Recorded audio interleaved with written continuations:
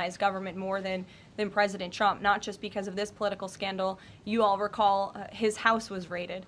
So I think, it's very disingenuous for people to say, how dare they speak of former President Obama about this based on evidence and based on intelligence, when the former president of the United States, Donald Trump's home was raided, when he was forced to sit in a Manhattan courtroom and many other courtrooms across the country for crimes he never committed, when he was impeached and indicted, and the entire country witnessed that. That's the weaponization of justice. Now the president is back because the American people see the truth. Nearly 80 million Americans reelected him back to this office, and he believes that we need to have justice and accountability. And I think the nearly 80 million Americans who reelected him agree with that. Caitlin. Thank you, Caroline. Two questions for Director Gabbard just on this. Director Gabbard, you referenced the past intelligence reports and assessments on this, including that 2017 one that was signed off, as Ed noted, by every Republican on the Senate Intelligence Community, including the acting chair of the time, now Secretary of State Marco Rubio, who said in a statement that they did not find any evidence of Russian collusion, but they did find, however, is very troubling, and they found irrefutable evidence of Russian meddling. One, are you saying that he's wrong in that statement that he made then? And secondly, what would you say to people who believe that you're only releasing these documents now to improve your standing with the president after he said that your intelligence assessments were wrong?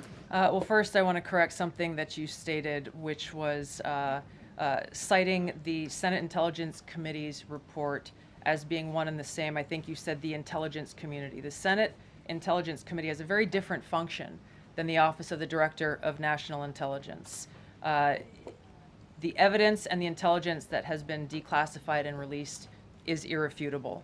I'm going to let Caroline speak to Secretary Rubio. I'll speak to both questions. First, on Secretary Rubio, he put out a statement in 2020 following that Senate Intelligence Committee report, and he said what they found is troubling. We found irrefutable evidence of Russian meddling, which the Director of National Intelligence just confirmed for all of you, that Russia was trying to sow distrust and chaos. But what's the outrage in this that Secretary Rubio did not say at the time, the Democrats were saying at the time, is the fact that the intelligence community was concocting this narrative that the president colluded with the Russians, that the president's son was holding secret meetings with the Russians, all of these lies that were never true. And he also said at that time, we discovered deeply troubling actions taken by the FBI under Comey, particularly their acceptance and willingness to rely on the Steele dossier without verifying its methodology or sourcing. The Steele dossier that many outlets in this room ran as the gospel truth, and it was cooked up and paid for by the Clinton campaign.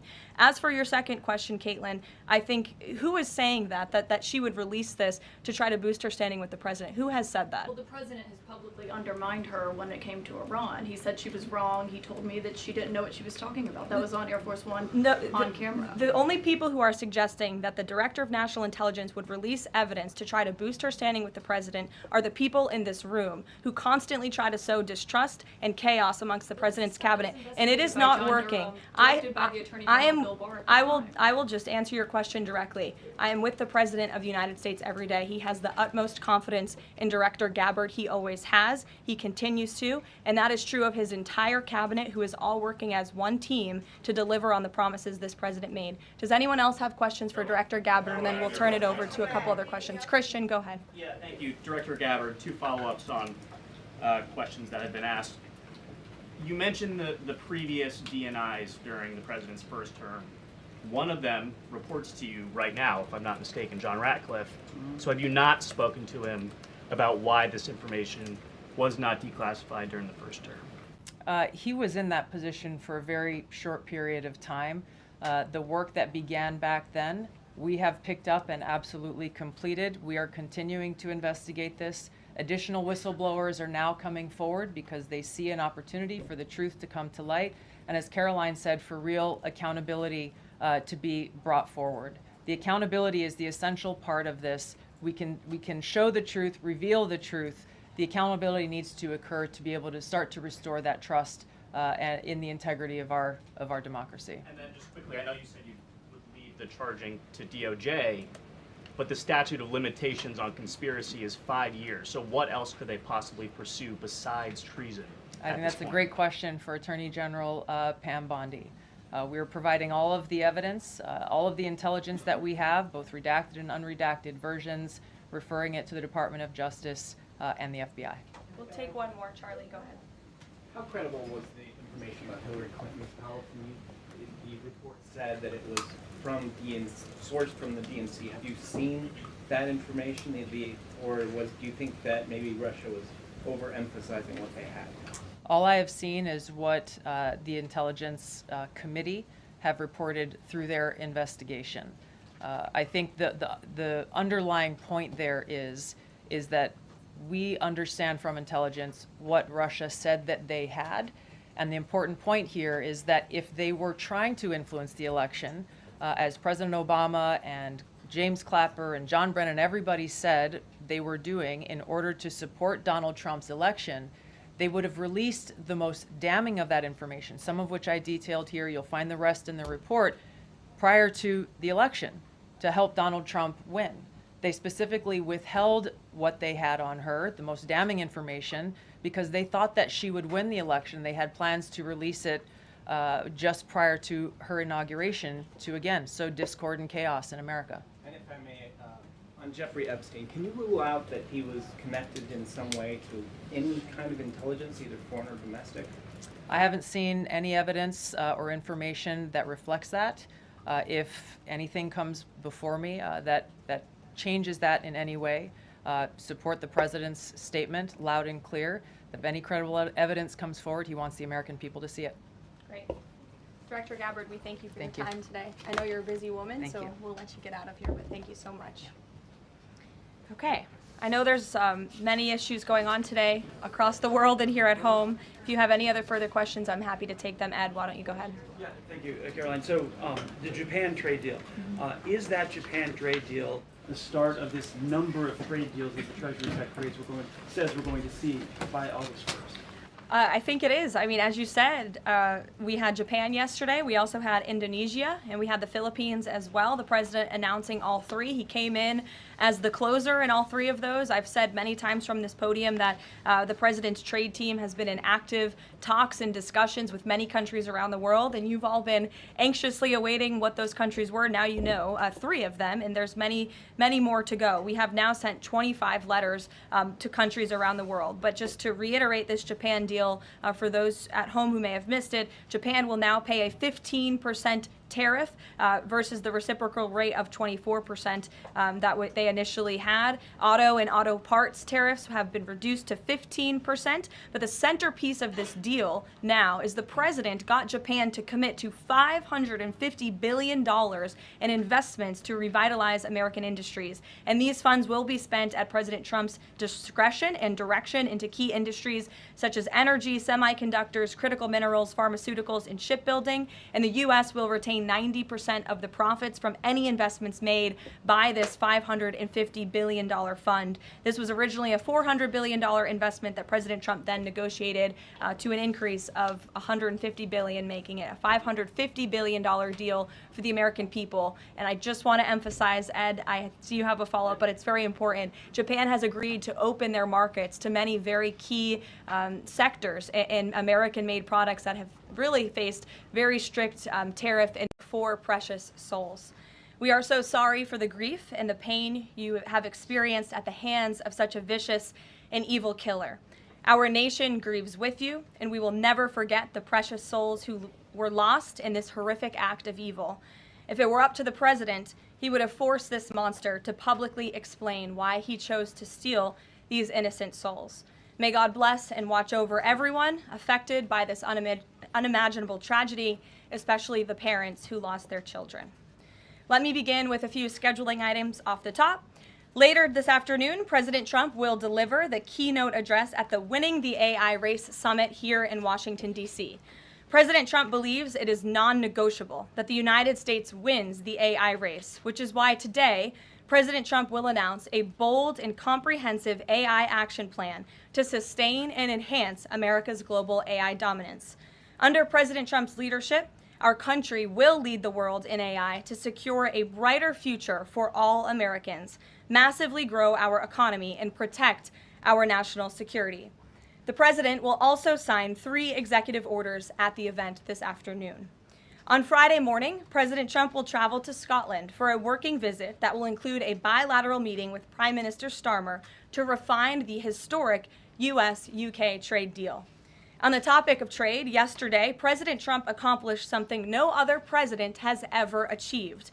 The president secured and announced 3 major trade deals with the Philippines, Indonesia, and Japan, all in one day. President Trump is finally putting a stop to our country getting ripped off. As a result of the president's successful negotiating tactics, many foreign markets are now being opened to American industries for the very first time, and harmful trade barriers are being broken down. Thanks to President Trump, these countries around the world are agreeing to open their markets to American-made products and goods for the first time, which will lead to a boom in sales and profits for American businesses right here at home. As President Trump said, he will only lower tariff rates if a country agrees to open their market to American-made products. If not, they will continue to face tariffs and pay a steep price to do business in the United States of America, which remains the best market on the face of the planet. Also this week, the president officially marked 6 months here at the White House. He made big promises to the American people on the campaign trail last year, and he has unquestionably delivered on those promises in record time. The president has defeated the Biden inflation crisis to make America affordable again. Core inflation is currently at its lowest level in 4 years, and prices for everyday goods are falling. The president's pro-growth policies have fueled massive job growth across our country. Since the president has taken office, our economy has added nearly 700,000 new jobs, with native-born American workers accounting for all job gains. The president has put the economic needs of families and of workers first. He signed the largest tax cuts for the middle class in American history, including no tax on tips, overtime, and Social Security. We have also seen the president unquestionably deliver on his promise to secure our southern border. He has ended Biden's illegal alien invasion, and for 2 months in a row, 0 illegal aliens were released into our country. The president has also, as you all know, initiated the largest mass deportation campaign in American history. The president has also restored law and order to make America safe again, another campaign promise he vowed to the American public. The United States of America is currently on track for its lowest murder rate on record, following this shift from the last administration to the Trump administration. The president has also ended Joe Biden's reckless war on American energy. U.S. oil and natural gas production are now surging, and summer gas prices reached their lowest level since 2021. The president has also rebuilt our military, another campaign promise. He just signed the largest military investment in decades to modernize our armed forces with cutting-edge technology to replenish our stockpiles and provide American troops with the best equipment in the world. The U.S. Army, Navy, Air Force, and Space Force have all reached their recruitment goals months in advance. The president has restored America's standing on the world stage, brought back peace through strength, and brokered numerous peace agreements to end wars. Again, all of this in just 6 months. He obliterated Iran's nuclear program to end the war between Israel and Iran, got NATO members to raise their defense spending to 5% of GDP, and secured a ceasefire between India and Pakistan, as well as brokering a historic agreement between Rwanda and the Democratic Republic of the Congo. The president has already received 3 different Nobel Peace Prize nominations for his peacemaking efforts. Again, all of this progress, all of these accomplishments have occurred in just 6 months. We are truly just getting started, and we look forward to working with all of you for the next 3.5 years. On another matter, over the past few days, Director of National Intelligence Tulsi Gabbard has unveiled shocking new evidence that former President Barack Obama and top aides in the Obama administration conspired to subvert President Trump's 2016 election victory and undermine the democratic will of the American people. While publicly pretending to engage in a peaceful transfer of power, in private, former President Obama went to great and nefarious lengths to try to sow discord among the public and sabotage his successor, President Trump. The new evidence released by the Director of National Intelligence, who is here with me today, confirms that the Obama administration manufactured politicized intelligence, which was later used as the justification for baseless smears against President Trump in an effort to try to delegitimize his victory before he even took the oath of office. The truth is that President Trump never had anything to do with Russia, and the Russia collusion hoax was a massive fraud perpetuated on the American people from the very beginning. And the worst part of this is Obama knew that truth, and so did all of the other corrupt officials involved in this scam, including former CIA Director John Brennan, former Director of National Intelligence James Clapper, former FBI Director James Comey, former Deputy Director Andrew McCabe, and many others. Director of National Intelligence Gabbard's report further confirms what we already knew. There was no collusion, no corruption, except on the part of Barack Obama and the weaponized intelligence agencies at the time. The Russia hoax was a blatant lie, all ginned up by Democrat political operatives that were signed off on by then President Obama and leaked to the news media to launch a years-long witch hunt against President Trump and his first administration. Allies of the president, including his own son, Donald Trump Jr., were disgustingly smeared as Russian assets, and some even had their lives destroyed because of this vicious lie. The president's first 2 years in office had this fake distraction hanging over it, and endless resources, time, and political capital were spent having to debunk these lies from the highest levels of our government. Now, nearly 10 years later, thanks to the declassification of documents by Director Gabbard, the truth has finally come to light. And this truth vindicates President Trump, his family, and his many allies and associates who were smeared with defamatory lies. President Trump was right from the beginning about all of this, and we are grateful that justice can be served. Now, we have even more damning evidence implicating those who tried to sabotage a duly elected president and did grave material harm to our republic. Thanks to additional important work done by CIA Director Ratcliffe, Committee Chairman Rick Crawford over the past few months, a newly declassified 2020 report prepared by the House Permanent Select Committee on Intelligence, which DNI Director Gabbard has declassified, found that the intel community did not have any direct information that Russian President Vladimir Putin wanted to help elect President Trump in 2016. And in fact, Russia was actively preparing for a Hillary Clinton victory. But at the unusual direction of Barack Obama at the time, the intel community published implausible intelligence suggesting otherwise. Why? To sabotage the incoming president. This is truly one of the greatest political scandals in American history. And reporters at legacy outlets, some of which are sitting in this room today, like the New York Times and the Washington Post, were ridiculously awarded Pulitzer Prizes for their perpetuation of this hoax.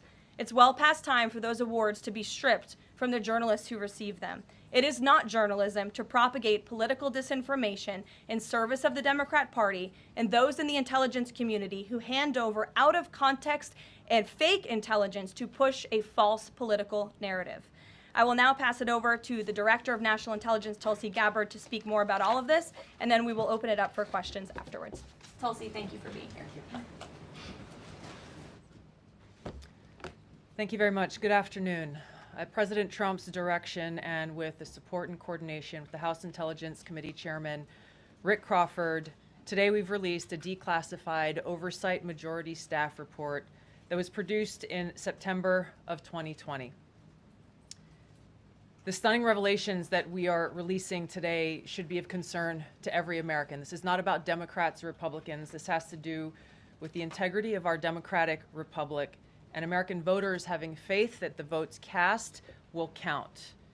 There is irrefutable evidence that detail how President Obama and his national security team directed the creation of an intelligence community assessment that they knew was false.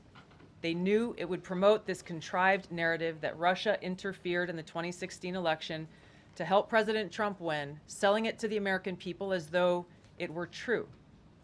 It wasn't. The report that we released today shows in great detail how they carried this out. They manufactured findings from shoddy sources. They suppressed evidence and credible intelligence that disproved their false claims. They disobeyed traditional tradecraft intelligence community standards and withheld the truth from the American people. In doing so, they conspired to subvert the will of the American people who elected Donald Trump in that election in November of 2016. They worked with their partners in the media to promote this lie, ultimately to undermine the legitimacy of President Trump and launching what would be a years-long coup against him and his administration. We're here today because the American people deserve the truth, they deserve accountability, and they deserve justice. The records that we released on Friday that were ODNI records, Senator Chuck Grassley's release on Monday of what is known as the Clinton Annex, which was an appendix to the Department of Justice Office of Inspector General's 2018 report, as well as the House Intelligence Committee's majority oversight report that we're releasing today, all come back to and confirm the same report. There was a gross politicization and manipulation of intelligence by the Obama administration intended to delegitimize President Trump even before he was inaugurated, ultimately usurping the will of the American people. I'm going to go over the key findings from the House Intelligence Report, which investigated the claims that were made by an intelligence community assessment ordered by President Obama and published in January of 2017. First, Putin's principal interests relating to the 2016 election were to undermine faith in the U.S. democratic process, not show any preference of a certain candidate. In fact, this report shows Putin held back from leaking compromising material on Hillary Clinton prior to the election, instead planning to release it after the election to weaken what Moscow viewed as an inevitable Clinton presidency. In the January 2017 intelligence community assessment that President Obama ordered, John Brennan, who was CIA director at the time, and the intelligence community intentionally suppressed intelligence that showed Putin was saving the most damaging material that he had in his possession about Hillary Clinton until after her potential and likely victory. The report goes into great detail about the information that Russia and Putin had on Hillary Clinton, which included possible criminal acts like secret meetings with multiple named U.S. religious organizations in which State Department officials offered, in exchange for supporting Secretary Clinton's campaign for the presidency, significant increases in financing from the State Department. They also had documents that showed the patronage of the State Department to State Department employees who would go and support Hillary Clinton's presidential campaign. There were high-level DNC emails that detailed evidence of Hillary's, quote, psycho-emotional problems, uncontrolled fits of anger, aggression, and cheerfulness, and that then Secretary Clinton was allegedly on a daily regimen of heavy tranquilizers. Then CIA Director Brennan and the intelligence community mischaracterized intelligence and relied on dubious substandard sources to create a contrived false narrative that Putin developed a quote-unquote clear preference for Trump. Brennan and the IC misled lawmakers by referencing the debunked Steele dossier to assess quote-unquote Russia's plans and intentions, falsely suggesting that this dossier had intelligence value when he knew that it was discredited. The intelligence community excluded significant intelligence and ignored or selectively quoted reliable intelligence that contradicted the intelligence community assessment's key findings on Putin's alleged support for Trump. Including this intelligence reporting would have exposed the ICA's claim as implausible, if not ridiculous. The intelligence community assessment omitted reliably sourced information, such as how some Russian intelligence officials were quote-unquote planning for candidate Hillary Clinton's victory, while others assessed neither Trump nor Clinton would respect Russia's interests. As was reflected in the ODNI documents that we released on Friday, multiple intelligence community assessments released in the months leading up to the November 2016 election concluded that Russia had neither the intent nor capability to impact the outcome of the U.S. election. On December 5th of 2016, the FBI and ODNI gave the House Intelligence Committee its first post-election classified briefing, in which there was no mention of Putin aspiring to elect Trump by either agency. The Presidential Daily Brief, drafted on December 8th of 2016, stated that no Russian or criminal actors impacted vote counts. This document was pulled just hours before it was to be published due to quote-unquote new guidance. If it had been published, it would have been briefed to both President Obama and President-elect Donald Trump. On December 9th, 2016, a National Security Council meeting was called to gather President Obama's senior national security officials, which included CIA Director Brennan, then Obama DNI James Clapper, Susan Rice, and others. Following that secret meeting, DNI Clapper's assistant sent an email to the intelligence community with the subject line, POTUS tasking on Russia election meddling, tasking ODNI leaders to create a new assessment per the president's request. The House Intelligence Committee oversight report that we released today reveals that, quote, unlike routine intelligence community analysis, the intelligence community assessment was a high-profile product ordered by the president, President Obama. It directed senior intelligence community agency heads and created an intelligence community assessment limited to just 5 analysts using one principal drafter.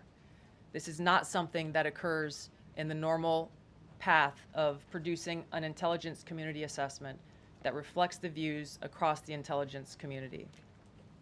The production of this intelligence community assessment was subject to unusual directives directly from the president and senior political appointees, especially the former director of the CIA, John Brennan. The House Intelligence Committee oversight report also shows how later that same day, on December 9th, Brennan ordered the publication of quote-unquote substandard reporting on Russian activities, which had previously been withheld from publication of prior assessments because the information was judged, quote, to have not met long-standing publication standards. Some of the information later used in the Obama-ordered assessment over the objections of veteran CIA officers was quote-unquote unclear or from unknown sources. The Intelligence Committee's oversight report reveals that CIA Director Brennan overruled senior CIA officers who challenged the Obama-ordered intelligence assessment, stating, quote, we don't have direct information that Putin wanted to get Trump elected. Yet, the Obama-directed assessment was published on January 6, 2017, which explicitly stated, quote, we assess Putin and the Russian government aspired to help President-elect Trump's election chances when possible by discrediting Secretary Clinton and publicly contrasting her unfavorably to him, end of quote. The CIA and FBI, then led by John Brennan and James Comey, expressed high confidence in this judgment, while the NSA expressed moderate confidence. Yet, as the report we released today shows, the ICA, the Intelligence Community Assessment, did not cite any report where Putin indicated helping Trump win was an objective. The opposite is true. With regards to the Steele dossier, we now know that one of the source documents that the Obama administration used in the creation of this intelligence assessment in January of 2017 was none other than the discredited, unverified Steele dossier. The House Intel report states, quote, contradicting public claims by then CIA Director Brennan that the dossier was not in any way incorporated into this intelligence assessment. The dossier was referenced in the intelligence assessment's main body text and further detailed in a 2-page assessment annex. John Brennan lied, and he denied using this dossier in this intelligence assessment that President Obama ordered because he knew it was discredited. It was a politically motivated, manufactured document. He directed senior CIA officials to use it anyway. CIA officer told the House Intelligence Committee staff as they investigated this, quote, the director of the CIA, John Brennan, refused to remove it, and when confronted with the dossier's many flaws, responded, quote, yes, but doesn't it ring true? Even the bipartisan Senate Select Committee on Intelligence report published in 2020 criticized the FBI's handling of the Steele dossier, noting its completely unverified nature and purposeful sidestepping of intelligence community procedures in its use. Now, President Obama, Hillary Clinton, John Brennan, James Clapper, James Comey, and others, including their mouthpieces in the media, knowingly lied as they repeated the contrived narrative that was created in this January 2017 intelligence community assessment with high confidence as though it were fact. John Brennan, as CIA director, stated in a memo to his agency staff in December of 2016, saying, quote, there is strong consensus among us on the scope, nature, and intent of Russian interference in our presidential election. This was reported by NBC News, confirming that Brennan, along with James Clapper and James Comey, agreed with the CIA's assessment that Russia intervened to help Trump win the presidency. As Obama's Director of National Intelligence, James Clapper was tasked with overseeing the creation of this assessment in January of 2017 by President Obama, and he expressed confidence in its findings. In a 2018 interview with the Harvard Gazette, he talked about how he provided Trump with the same classified assessment that President Obama received, which included the high confidence judgment that Putin directly ordered the hacking and election interference. Clapper then went on to add, "I think they, the Russians, actually influenced the outcome." This is a brief summary of the details that you'll find within the House Majority Staff's report in their investigation into the Obama-directed January 2017 Intelligence Community Assessment. That leads us to the very same conclusion that we announced in the release of our documents on Friday. The implications of this are far-reaching and have to do with the integrity of our democratic republic.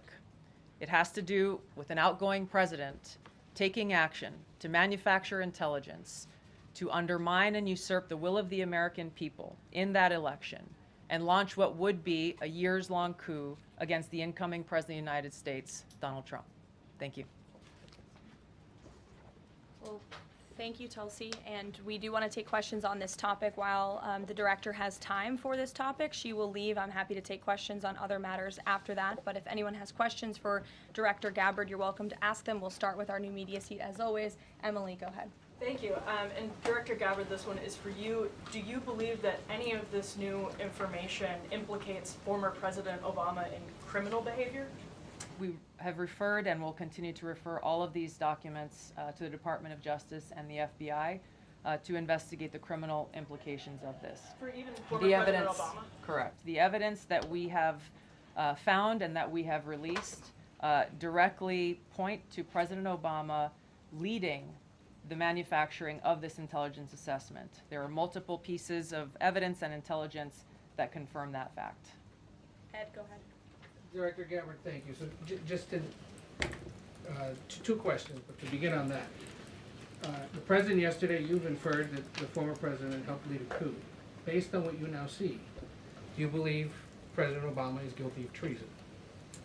I'm leaving the criminal charges to the Department of Justice. I am not an attorney, but as I've said previously, when you look at the intent behind creating a fake manufactured intelligence document that directly contradicts multiple assessments that were created by the intelligence community, the expressed intent and what followed afterward can only be described as a years-long coup and a treasonous conspiracy against the American people, our republic, and an attempt to undermine President Trump's administration. The Senate Intelligence Committee spent several years looking into this and unanimously agreed in a bipartisan fashion, Secretary of State Rubio was a member of that committee, that there was no political interference. There was a years-long Justice Department investigation into this as well that also concluded no political interference. So help us, from a 50,000-foot level, explain, what do you now have that refutes those two Sure. conclusions? I will encourage you, in my role as the Director of National Intelligence, my job, again, as I said when I came into this role, was to make sure that we are telling the truth to the American people and that we are ensuring that the intelligence community is not being politicized. So I'm not asking you to take my word for it. I'm asking you in the media to conduct honest journalism and the American people to see for yourself in the documents that we've released now, close to 200 pages, that point in multiple references, multiple examples, to include comments that have been made by senior intelligence professionals who are some still working within these agencies today that confirm the conclusions that we have drawn, that President Obama directed an intelligence community assessment to be created to further this contrived